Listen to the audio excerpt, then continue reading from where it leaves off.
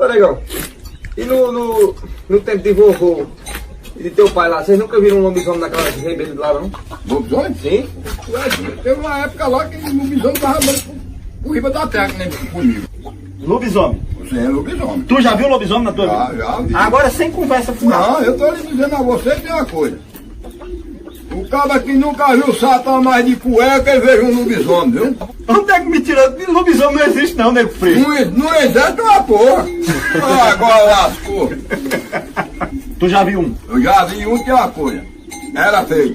Tu enfrentou ele?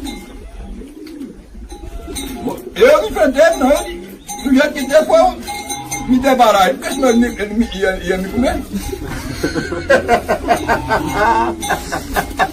E aí? O quê? Ah. Vocês acham que é graça? Eu não gosto nem de me lembrar de minha roupa todinha. Era maior do que esse cachorro aqui, era maior do que esse cachorro aqui, mais ou menos um palmo assim, de altura. Certo.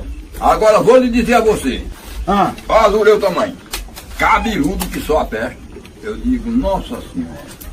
É azuleu, não? O menino deu uma chacoalhada nessa azulei assim, lá. Eu vou falar uma coisa. Foi aí, meu amigo, naquele meio, deu uma facilidade, partiu de lá pra cá. Quando ele partiu de lá pra cá, eu já tava com a faca na mão, caminhei com ele na faca, passei a mão aqui, peguei na orelha dele aqui, aí fui com a faca. Aí ele disse, opa, caralho, o nosso senhor não me mata não.